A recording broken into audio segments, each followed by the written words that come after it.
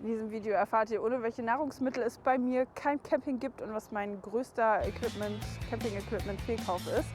Ja, wenn ihr das jetzt erfahren wollt, dann würde ich sagen, bleibt dran.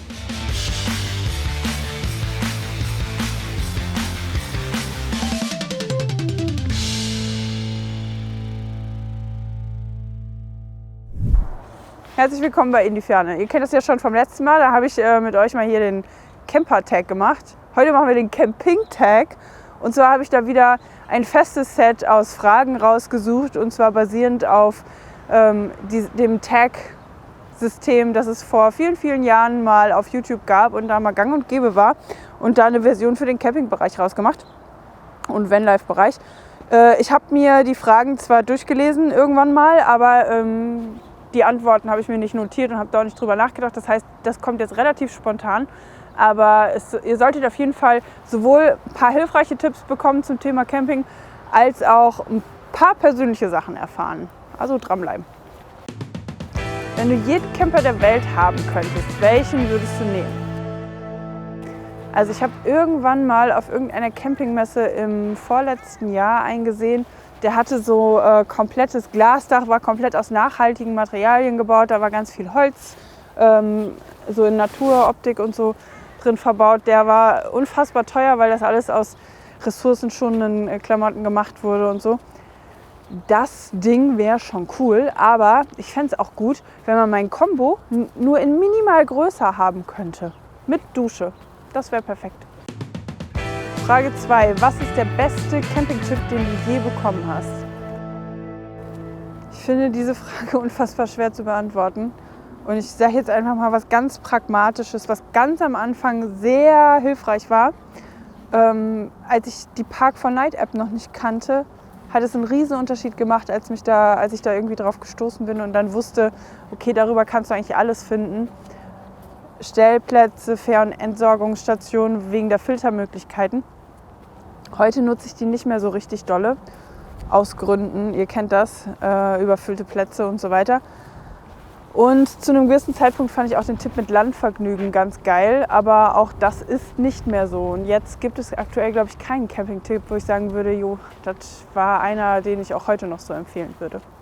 Und ansonsten war der Tipp auf jeden Fall hilfreich zu wissen, dass man nicht auf Stellplätzen stehen muss, um da Wasser nachzufüllen und zu entsorgen, sondern dass man das auch separat einfach nur bezahlen kann.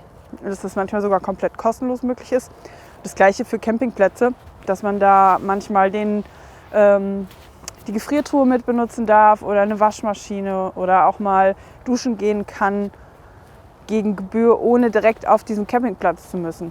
Das war für mich ja ein ziemlich guter Tipp, weil es die Zeit, in der ich alleine autark irgendwie unterwegs sein konnte, danach wieder verlängert hat oder die Reisebequemlichkeit erhöht hat. Und ein besserer fällt mir jetzt nicht ein. Aber wenn ihr noch irgendeinen Tipp habt, irgendetwas, wo ihr sagen würdet, das ist mein bester Campingtipp, den ich je bekommen habe, schreibt das mal in die Kommentare. Denn ich glaube, das würde viele von uns interessieren, was euch da am meisten geholfen hat. Frage 3. Ohne welches Camping-Gadget fährst du gar nicht erst los? Definitiv der Espresso-Kocher. Weil der gibt keinen Sinn. Also, wenn ich den nicht dabei habe, Nö, meine ich. Ohne welches Lebens- oder Nahrungsmittel läuft bei dir kein Campingurlaub? Ich würde sagen, diese schrecklichen 5-Minuten-Terrinen. Also irgendwie entweder so Kartoffelpüree mit einfach nur heißes Wasser drüber oder so Nudeln.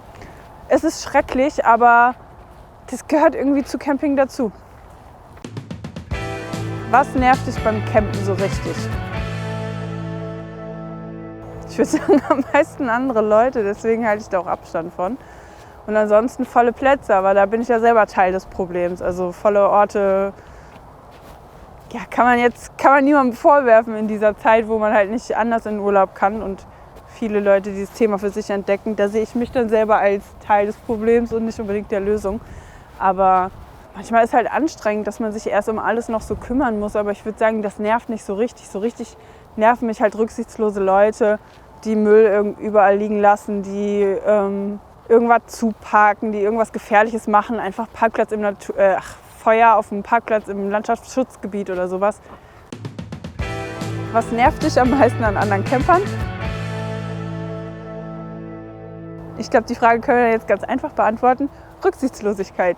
Halt nicht reflektieren und nicht empathisch sein können und sich nicht auskennen damit, was gefährlich sein kann oder was schädlich ist, umweltschädlich oder schädlich für den Ruf der Camper.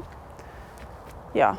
Wenn euch jetzt hier die Themen genau interessieren, die ich da meine, ich verlinke euch hier oben das Camper Basics Video, da ist eigentlich alles erwähnt.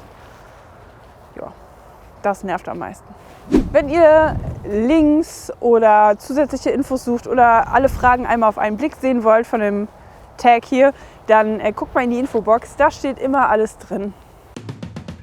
Was war das tollste Erlebnis mit anderen Campern? Ich würde sagen, das aufrichtige Interesse von komplett fremden Leuten an dem unbedeutenden Zeug, das man macht und der Austausch darüber, die Begeisterung für das Thema, die Hilfsbereitschaft. Es gab eine Situation, ich habe ja schon mal gesagt, Campingplätze habe ich eigentlich nie so Bock drauf, aber es gab im vergangenen Jahr dieses Van Love Girls Treffen am Campingplatz, auf einem Campingplatz am Edersee. Das war auch anstrengend für mich, weil Campingplatz, aber ich hatte trotzdem eine sehr gute Zeit, einfach aufgrund der Leute. Und die haben mir vermittelt und beigebracht, auch auf einem Campingplatz kann man eine gute Zeit haben, wenn man die richtigen Leute dabei hat, wenn die Stimmung gut ist, wenn der Humor passt. Und das hat es auf jeden Fall. Von daher würde ich sagen, das war das schönste Erlebnis mit anderen Campern beim Campen. Was war dein schönster Moment, den du bisher beim Campen je hattest? Ich würde sagen, als ich einmal in angegruselter Erwartung auf einen meiner Standardparkplätze gekommen bin im Sommer und es komplett dunkel war, niemand auf diesem Parkplatz war und nicht eine Horde, ein Schwarm Glühwürmchen im Dunkeln auf diesem Parkplatz im Sommer geflogen kam und ich noch hin und her gerissen war zwischen, ist das jetzt gruselig oder ist das cool, und es am Ende einfach cool fand und es dazu geführt hat, dass ich mich nicht in meinem Camper verbarrikadiert habe, sondern den Abend alleine da genossen habe und es überhaupt nicht mehr gruselig fand, sondern sehr, sehr schön.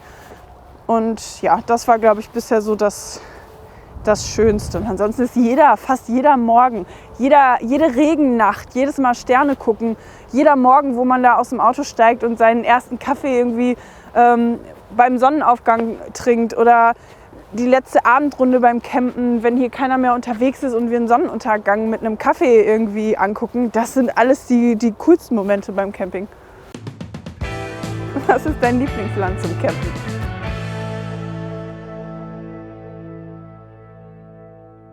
Da kann ich noch nicht so viel zu sagen, weil ich ja nicht in so vielen Ländern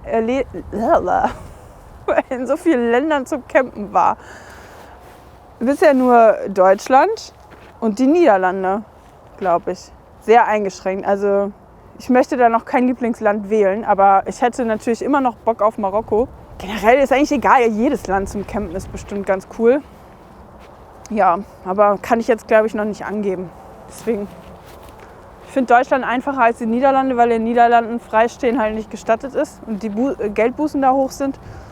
Aber ob Deutschland jetzt mein Lieblingsland ist, kann ich natürlich nicht sagen, wenn ich keinen anderen Vergleich habe. So, wenn ihr solche Formate jetzt irgendwie informativ und hilfreich findet, dann gebt diesem Video doch gerne einen Daumen nach oben und dann freuen wir uns nämlich und wissen, dass ihr das Format gut findet und machen vielleicht häufiger so Tags. Wenn nicht, könnt ihr stattdessen auch einfach den Kanal abonnieren und das Glöckchen aktivieren. Und wenn doch und ihr einfach schon mal dabei seid, macht doch beides einfach. Macht das doch einfach. Dann ist das weg, dann ist das erledigt und wir freuen uns. Willkommen. Was war dein größter Camping-Fehlkauf? Also so einen richtig großen im Sinne von war teuer, hatte ich jetzt glaube ich nicht. Kann ja noch kommen. Aber ich würde sagen, dieser Solarduschsack und das Magnetband, das war relativ bescheuert, ja. Ja, wenn euch jetzt interessiert, warum und was sonst so bei anderen Campern als erstes aus dem Camper fliegt, was da so an Fehlkäufen gibt, verlinke ich euch das Video hier oben. Da wurden sehr, sehr interessante Sachen genannt. Vor allem der letzte Punkt im Video führt immer wieder zu Diskussionen. Was ist dein Lieblings-Camping-Gadget, das nicht allzu viele Leute kennen? Ich würde sagen, die meisten Sachen, die mir einfallen, kennt man. Aber es gibt 2 Dinge, die ich auch nicht kannte und auf die ich durch entweder einen Hinweis von jemand anderem gestoßen bin, nicht durch Recherche oder eben durch eigene Recherche.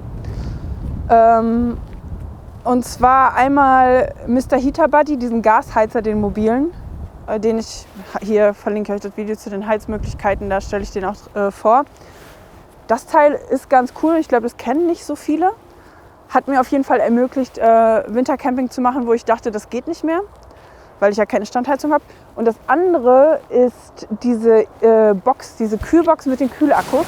Das Video verlinke ich auch hier oben, sodass ich keine feste Strominstallation brauchte und keinen Strombedarf fürs Kühlen und 5 Tage kühlen kann oder 4 bis 5 Tage im Hochsommer. Ja, die 2 Dinger, die sind nicht so furchtbar bekannt und ich würde sagen, das sind die besten, die ich kenne, die nicht schon jeder kennt. An dieser Stelle natürlich wieder vielen, vielen Dank an alle Leute, die uns auf Ko-fi mit Kaffeespenden supporten, aber auch an alle von euch, die uns einfach abonniert haben, die uns unseren Videos einen Daumen hoch geben, die hier Kommentare hinterlassen, die sich in den Kommentaren irgendwie beteiligen, Tipps geben. Vielen, vielen, vielen Dank für euren Support und ja, dass ihr hier mitmacht und immer Bezug nehmt und ja, so ein Teil hiervon seid. Dankeschön. Was ist das Camping-Gadget, das sich viel häufiger als erwartet bewährt hat? Ich glaube, einerseits die Magnetlampe, weil die eben mobil ist und überall befestigt werden kann, wo ich die brauche und nicht fix ist wie bei einer festen Lichtinstallation im Camper. Dadurch ist sie natürlich einfach vielseitig einsetzbar.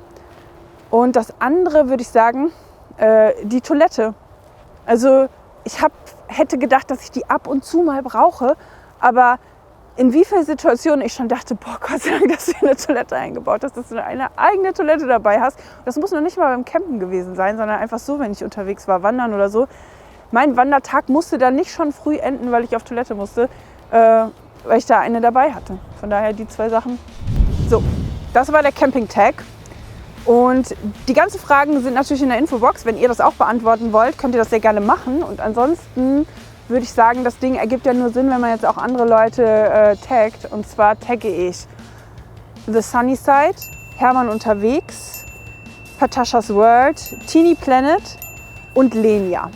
Ich würde mich freuen, wenn ihr den Tag auch macht. Also guckt in die Infobox, nehmt euch die Fragen und ja, macht dazu auch ein Video, macht den Camping-Tag. Ich würde mich sehr interessieren, was da eure Antworten sind. Und ansonsten würde ich sagen, das war ein Video von In die Ferne. Mein Name ist Chantal Stauder, der Mann hinter der Kamera ist Henning Westerkamp. Und wenn ihr mögt, sehen wir uns hier nächste Woche wieder.